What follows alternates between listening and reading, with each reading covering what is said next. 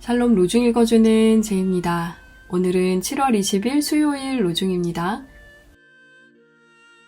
주님은 나의 은신처요 방패이시니 주님께서 하신 말씀이 내 희망을 겁니다. 시편 119편 114절. 백부장이 대답하였다. 주님, 나는 주님을 내 집으로 모실 만한 자격이 없습니다. 그저 한 말씀만 해 주십시오. 그러면 내 종이 나을 것입니다. 마태복음 8장 8절. 매일 신실한 삶을 살아가는 하루 되세요. 샬롬 하울람. 네, 새 아침이 밝았습니다. 오늘도 함께 말씀을 읽고 기도하는 우리 로중 참여자 모든 분들께 하나님의 특별한 돌보심과 은총이 함께하기를 축복합니다. 오늘 우리가 함께 읽은 말씀, 특히 가르침의 본문은 백부장의 믿음이라는 제목으로 많이 알려진 성경 본문입니다. 여러 차례 설교를 들어왔고 또 이 본문으로 설교를 하기도 했었는데요. 오늘 아침에 이걸 좀 묵상하다가 와, 이거 완전 핀을 잘못 맞췄었구나 스스로 반성하는 시간을 좀 가졌어요. 지금까지는 이 본문에 대해 두 가지 입장에서 설교를 했습니다. 첫 번째는 이 백부장이 하인을 엄청나게 사랑했다. 이 백부장의 사랑의 관점에 좀 초점을 맞추었었습니다. 그리고 또 한 번은 이게 이제 전통적인 해석 방법인데 이 백부장은 예수님을 하나님의 아들로 인정했기 때문에 굳이 오지 않아도 말씀으로도 낫게 하실 수 있다. 이런 순도 높은 믿음을 가진 사람이다. 이런 관점에서 이 본문을 해석했습니다. 그러니까 다시 한번 정리하면 백부장은 하인을 매우 사랑해서 그 하인이 진정으로 낫기를 원했던 그런 착한 사람이다. 그리고 두 번째는 백부장은 예수님을 하나님의 아들로 받아들였고 전능하신 그분의 아들은 어떤 일이든 하실 수 있다는 순도 높은 믿음의 소유자였다. 이런 관점에서 이 본문을 해석했었어요. 물론 이 두 해석이 완전 잘못됐다거나 성경을 오해했다거나 이런 건 아닙니다. 근데 이 사실을 하나 간과하고 있었더라고요. 이 백부장이 이방인이었다. 그리고 마태는 유대인들을 위해 쓴 복음서였다. 그러니까 유대 기독교 공동체를 위해 복음을 소개하는 책으로 이제 마태가 이걸 쓴 거죠. 만약에 백부장이 아이고 예수님 어서 우리 집으로 좀 들어오셔서 저희 하인을 좀 고쳐주십시오 이랬으면 이걸 처음 읽었던 유대인들은 눈살을 확 찌푸렸을 거예요. 이방인의 집에 예수가 갔다고? 이렇게 말이에요. 그러니까 이때 당시에는 이방인들에게 유대인이 방문하는 거, 그 집에 들어가는 거, 이걸 되게 불경스럽게 여겼거든요. 근데 오늘 본문에서는 백부장이 앞장서서 오시지 말라고, 우리 집에 들어오실 수 없다고. 오늘 본문 그대로 읽어보면요. 주님, 나는 주님을 내 집으로 모실 만한 자격이 없습니다. 이렇게 이야기를 하거든요. 이걸 딱 처음 봤던 유대인 독자들은 박수를 치면서 이야, 저 사람이 참 됐네. 이렇게 평가하지 않았을까. 그리고 그 독자들의 평가가 사실이라는 걸 예수님이 확증을 해주십니다. 내가 이스라엘 가운데서도 이런 믿음을 본 적이 없다. 그러니까 이제 백부장의 하인이 그 집이 예수님을 통해 치유받고 구원받는 일이 이 유대인들에게 괜찮은 일이 되는 거죠. 이 본문을 통해서. 이방인은 안 돼. 그들은 구원의 대상이 아니야. 그들의 집에도 들어가서는 안 돼. 이런 고정관념을 가지고 있던 사람들이 괜찮구나. 그들도 구원받을 수 있구나. 아브라함의 혈통적 후손들 뿐만 아니라 하나님은 모든 사람에게 자비를 베푸실 수 있는 분이구나. 이런 깨달음, 이런 믿음의 확장을 이 독자들에게 가져왔을 거라는 거예요. 오늘 우리들도 이 본문을 읽으면서 내가 넘지 못했던 경계들, 이거는 하나님이 아니라고 할 것 같은데 라고 울타리 쳐놨던 것들을 이 백부장 이야기를 통해 한번 되돌아보고 그 울타리를 넘어서는 이런 경험들이 우리 삶에서도 나타나기를 바라봅니다. 오늘 함께 읽을 새한글 성경 본문은 사도행전 16장이고요. 신혜원 집사님이 낭독해 주십니다. 오늘도 좋은 하루 되세요. 16장. 바울이 더베와 루스드라에도 도착했다. 그런데 보라, 어떤 제자가 거기에 있었는데 이름이 디모데였다. 그는 믿음 있는 유대아 여자의 아들인데 아버지는 그리스 사람이었다. 그는 루스드라와 이고니온에 있는 형제 자매들에게 평판이 좋았다. 이 사람이 자기와 함께 떠나기를 바울은 바랬다. 그래서 그를 데려다가 할례를 행했다. 그 지방에 있는 유대아 사람들을 생각해서였다. 디모데의 아버지가 그리스 사람이라는 것을 모두가 알고 있었기 때문이다. 그들이 여러 도시를 지나갈 때에 예루살렘에 있는 사도들과 장로들이 결정한 규정들을 사람들에게 전해주어 지키게 했다. 그래서 교회들은 믿음이 계속 강해지고 숫자가 날마다 계속 늘어났다. 그들이 프리기아와 갈라티아 지역을 두루 다녔다. 속주 아시아에서 말씀 전하는 것을 성령님이 막아서였다. 그들은 미시아 지역까지 다다랐을 때 비티니아 지역으로 가려고 했다. 그러나 예수님의 영이 허락하지 않으셨다.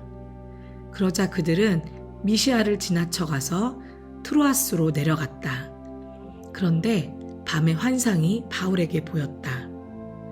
어떤 마케도니아 사람이 서서 바울에게 간청했다. 마케도니아로 건너와서 우리를 도와주세요. 바울이 그 환상을 보았을 때 곧바로 우리는 마케도니아로 떠나기를 힘썼다. 하나님이 우리를 부르셔서 그들에게 좋은 소식을 전하게 하시는 것으로 결론 내렸기 때문이다. 우리는 배로 트로아스에서 떠나 곧바로 사모트라케로 달려갔다. 다음 날 네아폴리스로 갔다. 그리고 거기서 필리피로 갔는데 필리피는 마케도니아 지역의 첫째 도시로 로마 식민지였다. 우리는 이 도시에서 며칠을 지내고 있었다. 안식일 날에 우리는 성문 밖 강가로 나갔다.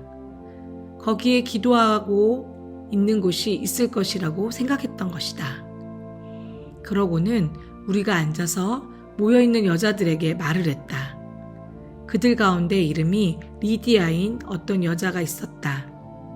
두아디라 시의 자주 옷감 장수로 하나님을 받들어 섬기는 여자였다. 그 여자가 듣고 있었다. 주님이 그의 마음을 열어 바울이 하는 말에 관심을 기울이게 해주셨다. 리디아가 세례를 받았고 그의 집안도 세례를 받았다. 그때 리디아가 간청하며 말했다. 저를 주님 잘 믿는 여자로 판단하신다면 제 집에 들어오셔서 머물러 주십시오. 그러고는 우리를 잡아 끌고 데려갔다. 우리가 기도하는 곳으로 가고 있을 때 점치는 영에 붙들린 어떤 여자종과 마주쳤다. 그는 점을 쳐서 자기 주인들에게 많은 이익을 가져다 주고 있었다. 이 여자종이 바울과 우리를 졸졸 따라오면서 외쳐댔다. 이 사람은 더없이 높으신 하나님의 종들입니다. 우리에게 구원의 길을 널리 알려주고 있습니다. 이런 일을 그 여자종이 꽤 여러 날 해오고 있었다. 그러자 바울이 몹시 성가시게 여겨서 돌아서서 그 영에게 말했다. 예수 그리스도님의 이름으로 너에게 명령한다. 그 여자한테서 나와라. 그러자 바로 그 순간 그 영이 나왔다. 여자종의 주인들은 자기들의 돈벌이 희망이 사라져버린 것을 보았다. 그래서 바울과 실라를 붙잡아 아고라 장터에 있는 관리들 앞으로 끌고 갔다. 그리고 그들을 치안 책임자들 앞에 데려가서 말했다. 이 사람들은 우리 도시를 크게 어지럽히고 있습니다. 이들은 유대아 사람들입니다. 그리고 우리가 받아들일 수 없고 따라서는 안 되는 풍습을 널리 퍼뜨리고 있습니다. 우리는 로마 사람이니까요. 무리도 일제히 들고 일어나 그들과 맞섰다. 그러자 치안 책임자들이 바울과 신라의 겉옷을 찢어 벗기고는 매로 치라고 명령했다. 그들에게 매질을 많이 하고 나서 그들을 감옥에 집어넣었다. 그러면서 감옥지기에게 그들을 단단히 지키라고 지시해 두었다. 이 지시를 받고서 감옥지기는 그들을 가장 안쪽 감방에 집어넣었다. 또 그들의 발을 나무 형틀에 단단히 묶었다.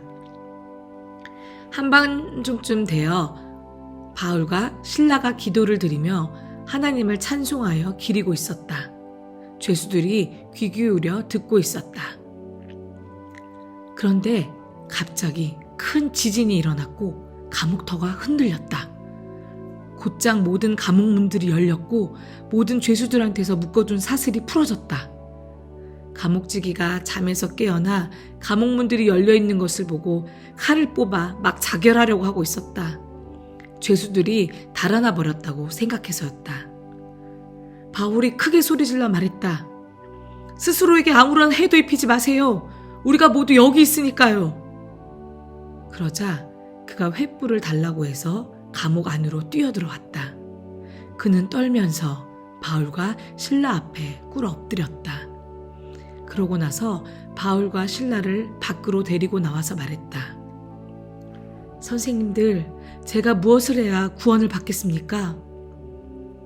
바울과 신라가 대답했다. 주 예수님을 믿으십시오. 그러면 그대와 그대의 집이 구원받을 것입니다. 바울과 신라가 그에게 주님의 말씀을 전했다. 그의 집에 있는 사람들도 모두 같이 들었다. 그는 그날 밤 그 시간에 바울과 신라를 모셔가서 맞은 상처를 씻어주었다. 그리고 그와 그의 식구들 모두가 곧장 세례를 받았다. 또 그가 바울과 신라를 집 안으로 모셔가서 밥상을 차려드렸다. 그는 온 집안 사람들과 더불어 하나님을 믿게 되어서 기뻐 뛰었다. 날이 밝자 치안 책임자들이 부하 관원들을 보내며 말했다. 저 사람들을 풀어주어라. 감옥지기가 이런 말을 바울한테 알려주었다. 치안 책임자들이 명령을 내려보내어 선생님들을 풀어주라고 했습니다. 그러므로 이제 나가서 평안히 가십시오. 그러자 바울이 그들한테 말했다. 그들은 우리를 적절한 재판 절차도 없이 사람들이 다 보는 데서 매질했습니다. 우리가 로마 시민권을 가진 사람들인데도 말이죠. 그러고는 우리를 감옥 안에 집어넣었습니다. 그래놓고서 이제 우리를 남들 모르게 놓아주려고 합니까? 안 됩니다. 그들이 직접 와서 우리를 데리고 나가라고 하십시오. 치안 책임자들에게 부하 관원들이 이 말을 보고했다. 그러자 그들은 두려움에 빠졌다. 바울과 신라가 로마 시민이라는 말을 들었기 때문이다. 그래서 그들이 와서 바울과 신라에게 사정사정했다. 그러고는 데리고 나가서 그 도시를 떠나달라고 부탁했다. 감옥에서 나온 뒤에 바울과 신라는 리디아한테 찾아갔다. 거기서 형제 자매들을 만나보고 격려했다. 그러고는 떠났다. 아멘.